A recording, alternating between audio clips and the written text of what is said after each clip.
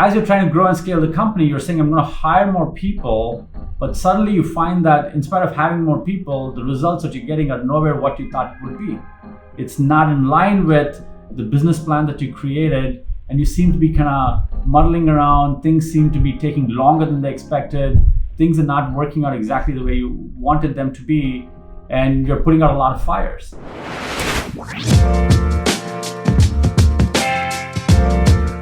Hi again, this is Sri Seshadri. I'm a CEO coach and a growth advisor. I work with CEOs of mid-market companies, helping them accelerate their growth without burning out. It's a pleasure to have you all with me today as part of Agile Growth with Sri, our YouTube channel. And today we'll be talking about process clarity. One of those key pieces required to create a culture of accountability. One of the things that I did in my early career is I used to work for GE, right? General Electric, very well-known company. And one of the things that they did really well was process rigor. So Jack Welch, who used to be the CEO of GE, had grown it into the most valuable company on the planet. And one of the things that he did was brought in Six Sigma and Lean and those types of process improvement methodologies. When I was at GE, I went through one of their leadership programs, and as part of that, I got certified as a Six Sigma black belt. What that basically meant that I had to do a lot of training and work on a lot of different projects to get certified as somebody who could take a process and ensure that it can be refined to the point that there are very few errors. And so along that way, I learned the importance of having really sound, solid processes, which can then be applied in a business on an ongoing basis and get you superior results. So if you think about a company that is growing fast, that is looking to scale and really kind of create greater value for its stakeholders, could be customers, could be employees, could be shareholders. As they grow and scale, they find that what worked really well when they're a smaller company doesn't seem to work as well as they're getting bigger. And so they recognize that when they were a smaller team, things used to work pretty well. Maybe one or two people understood some pieces really well. And they're like, okay, we're going to grow this company, we're going to hire more people, and it'll work just as well. But what they find is, as they grow and scale, there is greater level of complexity and the processes can get much more complicated. When you have those symptoms, that's an indication that you have a problem with your processes. In my earlier video where I talked about creating a culture of accountability, I said one of the key pieces that is necessary for you to be able to do that is having process clarity, which basically means people know exactly what needs to get done and how it needs to get done at a very granular, detailed manner. And they're constantly thinking about how do I also refine this process? So that is a continuous improvement mindset. But in order to do that, first you need to have a really good understanding of how you're doing things. And what happens is, as companies grow, they're focused on doing the work versus stepping back and thinking about, have we documented everything? Are we training people the right way? Are we refining the processes or not? Because that seems like almost a distraction from the real work that they need to be doing. But that's a very short-sighted way of looking at things. So I work with companies with a couple of dozen employees to all the way to hundreds of employees. Their revenues could be a few $1 million all the way to $100 million.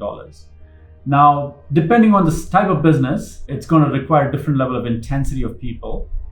You could have a high revenue business with very few people or a relatively low revenue business with a lot of people. But regardless of the size, whether you're talking about, $2 to $5 million or $100 million, process clarity is crucial for you to be able to create the right culture of accountability. The mindset is fairly similar whether you're a 5 million or 100 million or $1 billion company, which is around we want to have the rigor around documenting our processes, being able to look at how we do things and are they being done in the most effective, efficient way, and how can we get them better, right? As I mentioned, GE is a massive company, one of the largest companies on this planet, or at least used to be when I was there. And they used to use this across all companies. And now I work with smaller companies, maybe a dozen people, and yet they recognize that if they don't have all the processes documented and they don't create enough clarity, they find that their people are working hard, but they're not getting the right type of results. And what I've noticed is in having managed teams up to 50 people,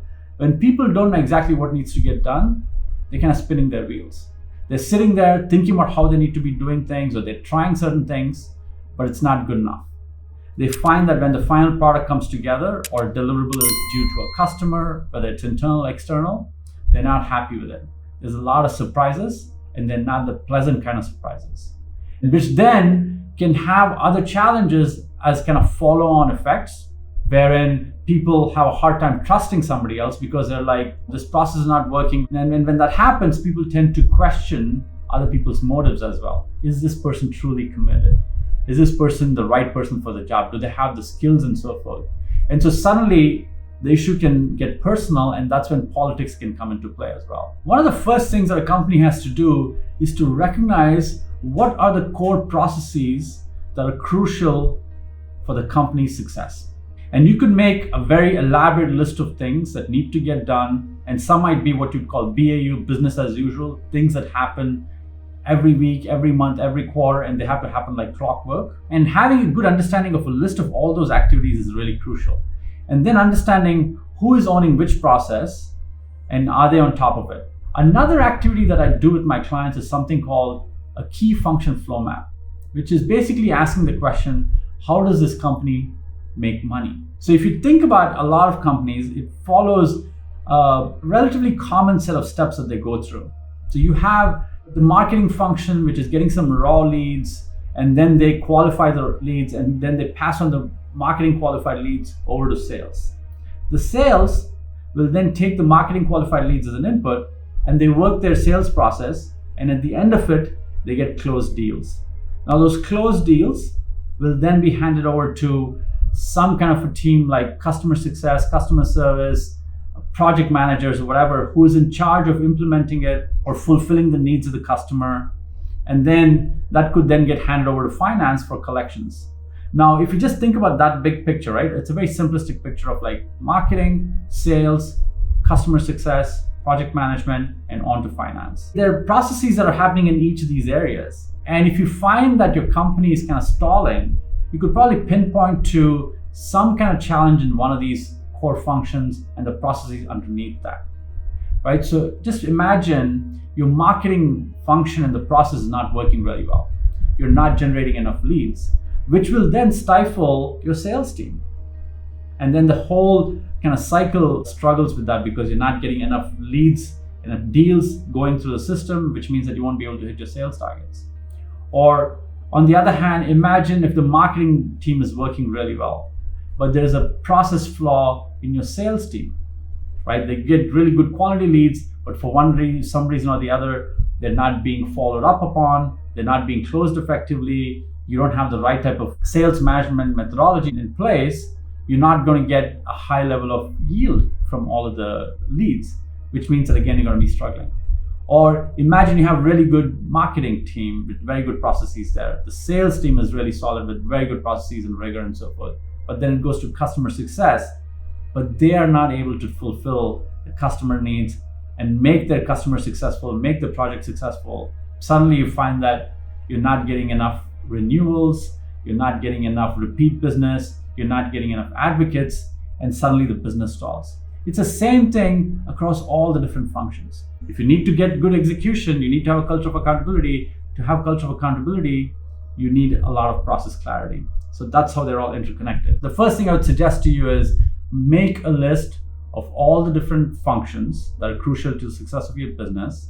And underneath each function, think about all the key processes that are crucial for the function to be successful.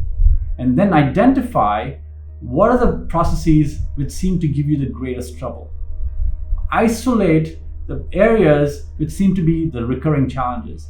That'll be a low-hanging fruit that you can then improve, and you'll begin to get a taste for what it means to have process clarity, which then will energize your team and you'll get better outcomes.